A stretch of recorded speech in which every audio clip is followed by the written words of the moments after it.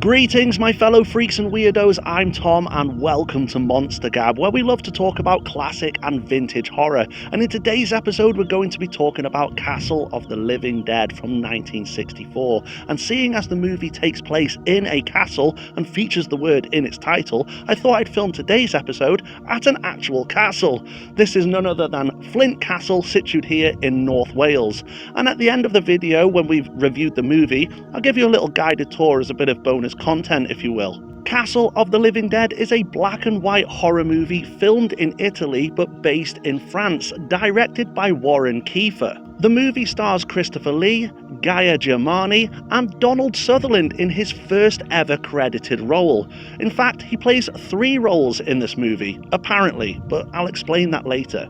And a bit of trivia, Donald Sutherland named his son Kiefer Sutherland, who started a fair share of horror movies himself, after Warren Kiefer, the director of this movie, as a gesture of thanks for giving him this movie opportunity. So here is the synopsis then. France, during the 19th century, not long after the wars of Napoleon, and we are introduced to a travelling theatrical troupe or stage performers with a climactic showpiece that features a false public hanging, where afterwards the actors reveal themselves to be unscathed. During one of their shows, they receive an invitation from Count Drago, played by Christopher Lee, to put on a private performance at his castle. Little do they know, however, Count Drago has invented a chemical that, when injected or drank as a poison, can preserve and mummify any living creature, and that his invitation is merely a wicked ploy to capture human test subjects for his evil mummifying experiments.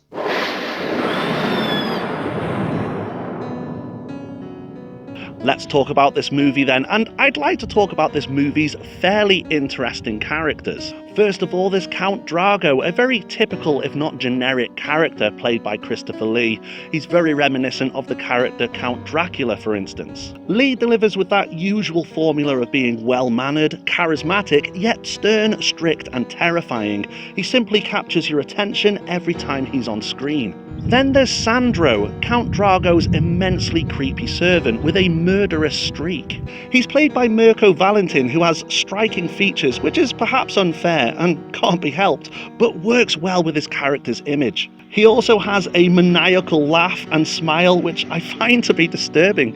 One of the characters Donald Sutherland plays is an old hag or witch. She's a mysterious creature that reads prophecies and fortunes and only speaks in rhyme. Another character Donald Sutherland plays is Sergeant Paul, a wet behind the ears, incompetent member of the police who shows Count Drago far too much respect and is oblivious to his ongoings. Donald Sutherland has a 3rd credit in this movie as the old man. However, I've seen this movie countless times and can't seem to locate this character anywhere, not even in the background. Maybe there's another cut to this film that I haven't seen perhaps. Neek is described in the movie as a dwarf, however political correctness will insist that I address him as a person of short stature. He often sits on the shoulders of Gianni, a deaf mute. These two are the good guys of this movie. They're not the only good guys, but they offer an endearing quality, and Neek is kind of an unlikely hero. Gaia Germani plays Laura, a typical beautiful damsel in distress, or at least towards the end of the movie anyway. Unfortunately, there's not much more to say about her character other than that. There's a harlequin named Dart who falls out with Bruno, the troop leader, and ends up in a bar fight with him at the beginning of the movie. Dart plans to plot revenge and goes to the castle himself in order to kill Bruno, and I hope this isn't a spoiler, but he fails as he's immediately killed by Sandro. As a result, this diversion in the tale has no relevance to the story whatsoever and didn't even need to happen. Maybe his character was meant to be a red herring, perhaps. Although this character and his mission aren't relevant to the story, I'd say it's still relevant to the movie, as the story itself is a tad bleak, and the movie does get a bit slow in the middle. This movie has some nice visual aspects to it, and is mostly filmed in 2 main locations in Italy. Please forgive me for my pronunciation here. The main shots of the castle were filmed at 𝙼𝚾𝚅𝚸𝙴𝚆 Castle in Bresciano, and it really works at adding a gothic presence to the horror aspect of the movie. But there are outside scenes, supposedly the grounds of the castle, with ghoulish sculptures of faces. This was filmed at Parco dei Mostri in 𝚤𝚘𝚅, which translates to Park of Monsters. This location adds an eeriness to the movie's atmosphere, and I think it looks great.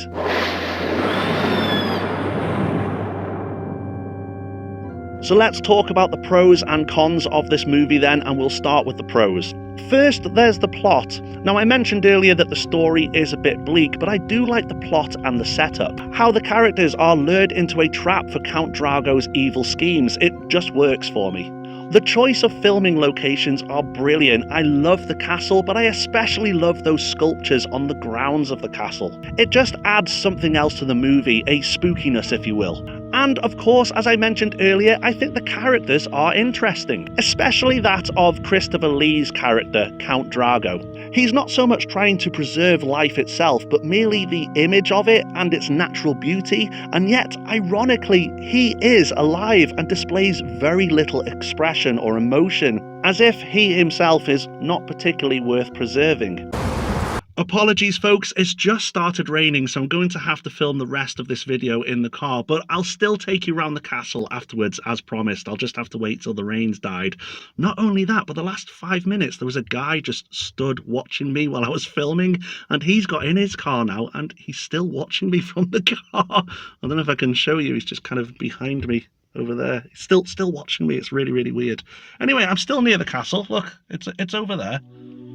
Anyway, where were we? Pros and cons. As for the cons, this movie has some pretty shoddy dubbing.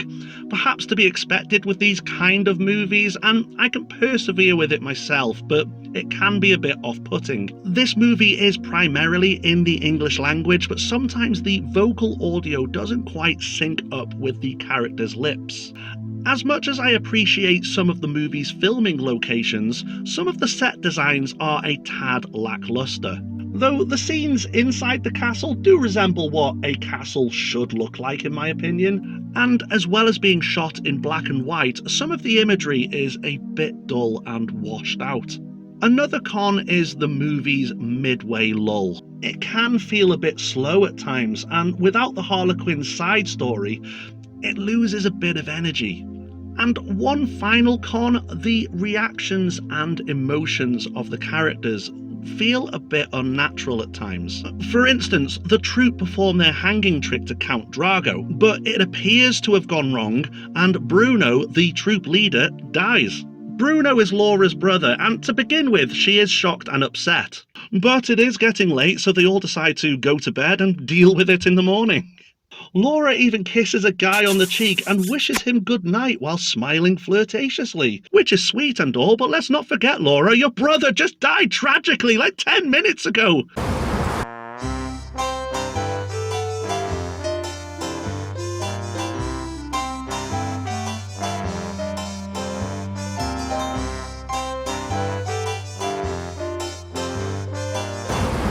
As for rating this movie out of 10, it's a tad difficult as I personally do like it and I do recommend it, but it's only really going to appeal to those of you who appreciate classic and vintage horror movies, and even then you're not guaranteed to like this movie.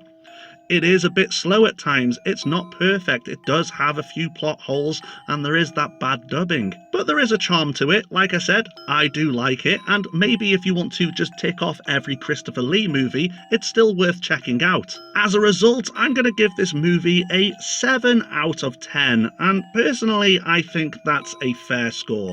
But what do you think? Let me know in the comments section. Anyway, I think the rain is easing off a little bit, so I'm going to give you that little guided tour. Let's do it.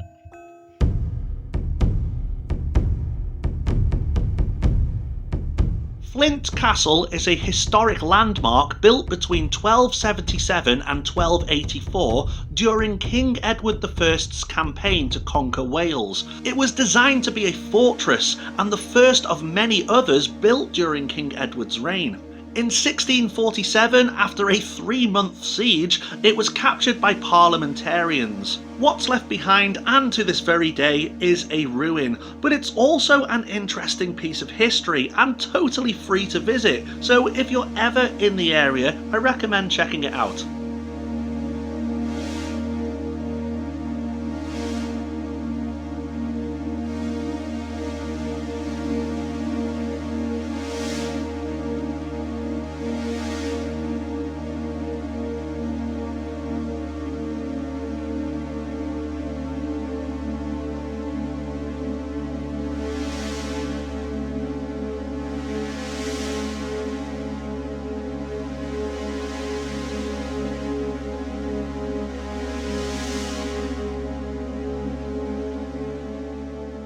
Laugh at me all you like, folks. Call me a coward. There's no way I'm going up those steps. I have a terrible fear of heights.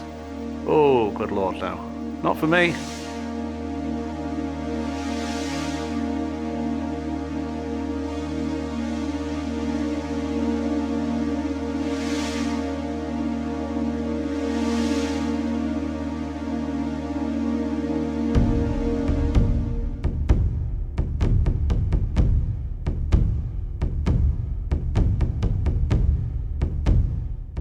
Hey horror fans, this video is sponsored by Zealous Rebellious Clothing, based in North Wales with various designs and styles, inspired by pursuits of passion, classic cars and staying true to yourself. Be different, be rebellious. Zealous Rebellious Clothing.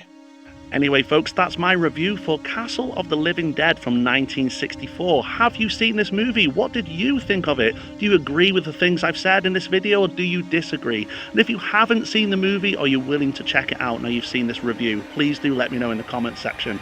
Anyway, we're going to wrap it up here folks. Thank you so much for stopping by, and until next time. I don't know who they are, but if you don't subscribe, they will get you. So make sure you are indeed subscribed. Click that notification bell so you don't miss out on any new video here on Monster Gab. Like the video if you did indeed like it, share with your friends and leave a comment down there. Thank you so much for stopping by. Take care. See you soon. Bye-bye.